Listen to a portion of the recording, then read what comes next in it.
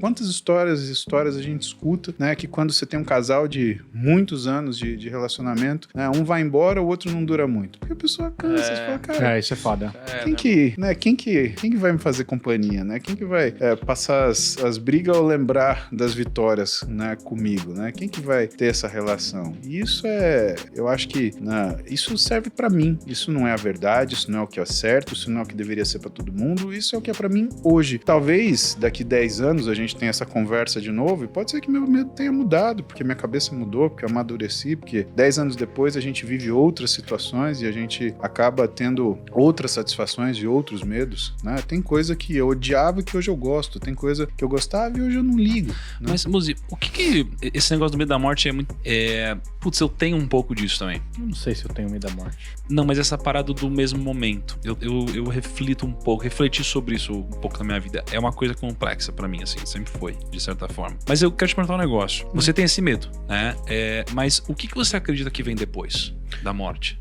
Isso aí Porque, é uma puta reflexão. Porque isso daqui vai pra um campo de racionalidade, onde dependendo do que você acredita que vem depois, como que a gente pode ter medo da morte? Dependendo da sua crença ou da sua fé. Então, assim, primeiro, no que você acredita eu que sou vem católico depois? minha religião é católica, né?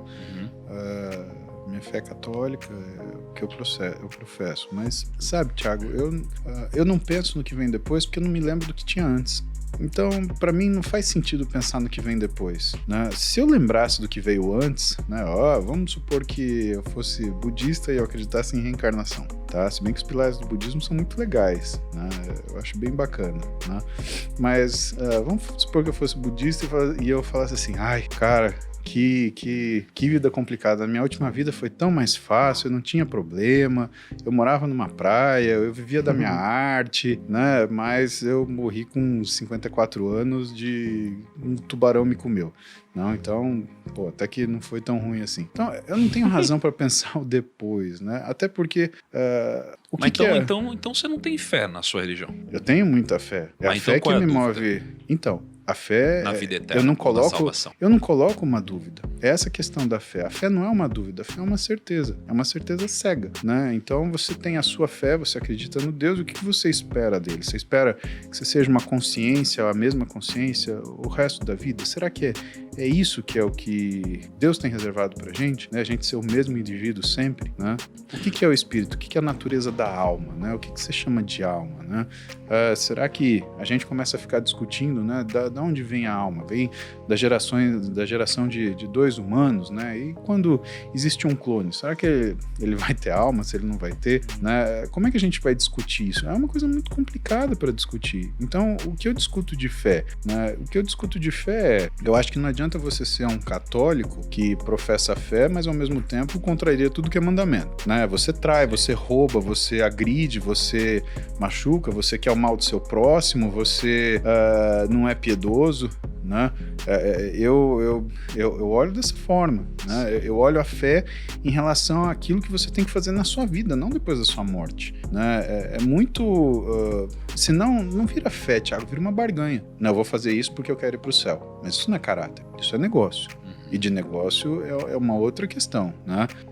E o que eu acho interessante em religião, se você pegar todas as religiões, elas têm uma moral muito próxima, né? Que é você não ferir o seu semelhante, que é você cuidar das pessoas que estão abaixo da sua responsabilidade, que é você tornar um mundo melhor que você vive, né? Você ter filhos, né? Para melhorar o mundo e não ter um mundo para os seus filhos, né? Porque vamos pegar a igreja católica, você é católico também? Eu sou evangélico. Você é evangélico, tá? Mas na igreja católica você tem 2 sacramentos importantes: a vida eclesiástica e a vida conjugal. Ou você se torna padre, ou você se torna um pai de família, no caso dos homens, tá? E por que você se torna padre? Porque você leva a mensagem, né, de Deus através de Jesus Cristo para o máximo de pessoas que você conseguir. Ou seja, você está fazendo uma coisa pelo mundo. Agora, quando você tem uma família, você não pode exigir que o mundo seja bom para os seus filhos. Você faz filhos para ser bom para o mundo. É esse que é o ponto, né? Eu acredito que a questão da fé e daquilo que você acredita, né? Ela não tem essa relação de barganha, ela tem uma relação de aceitabilidade. Primeiro, aceitar a sua finitude, né? A gente foi feito para acabar. Isso deixa a vida magnífica, porque quando você olhar para sua mulher, você vai falar assim, é o amor da minha vida. Quando você olhar para os seus filhos, você vai olhar e falar assim, foi a melhor coisa que eu fiz na vida, né? Como é que você faria isso se você vivesse para sempre, né? Ou o que você seria se você vivesse para sempre? Cara, talvez a vida seja que nem um banho quente, né? É uma delícia no começo, mas chega no final você começa a ficar todo enrugado, cara, e aí você tem que sair, né? Quanto será que o teu cérebro suporta ver as pessoas se repetindo? Porque as pessoas se repetem, né? O que será aquilo que você tem medo de morrer? Você pode ter, por exemplo, não medo de morrer, mas você tem curiosidade. Pô, mas como que será São Paulo daqui 300 anos? Né? Será que a gente vai resolver o problema das inequalidades no mundo? Será que a gente vai conseguir superar o que são as diferenças entre os povos? Será que a guerra realmente vai ser uma coisa que vai acabar? Porque o pessoal vai entender que até financeiramente guerra não é uma coisa boa, né? Então não estamos nem falando de matar pessoa, né? Estamos falando de inteligência, né? Você vai lá, explode um país e você tem que pagar para reconstruir ele. Que sentido tem isso? É muito interessante, assim, a gente... Assim, esse tipo de debate, né, digamos assim, porque essa barganha ela não funciona, De né? jeito nenhum. Porque tem dois pontos nisso. Primeiro, eu já ouvi muita gente falar assim, ó, eu faço muito mais o bem que muito crente. Já ouviu isso aqui? Eu sou muito mais bonzinho, eu sou muito mais verdadeiro, não sei o que lá, do que muito crente, né? Na cabeça das pessoas, dessas, muitas vezes é isso que basta, ser uma pessoa boa para com os outros, não é? Ou ser uma pessoa melhor do que a maioria. Ou melhor que a maioria, perfeito. Que é diferente. Que é diferente. Então, na cabeça de muitas pessoas tem isso, né? Só que o evangelho não é sobre ser uma pessoa boa, sobre simplesmente seguir os mandamentos, digamos assim. Porque acho que tem uma história muito interessante que é a do filho pródigo, onde você tem uma pessoa que ela fazia barganha, né? Então, você lembra da história do filho pródigo? Você tinha o pai com 2 filhos, né, com os herdeiros. Um pegou a grana e foi pra Las Vegas. Pegou a grana, foi, gastou tudo, ficou lá também com os porcos, voltou pro pai, falou, pai, voltei, com medo. O pai recebeu ele muito bem, deu uma festa pra ele. E o outro irmão chegou e falou, isso é um absurdo, porque eu peguei, eu fiz tudo o que meu pai queria, fiquei aqui o tempo todo, não fiz nenhuma besteira, não saí, não peguei essa herança, e no final dos contos você tá dando festa pro outro filho que fez todas as besteiras, né?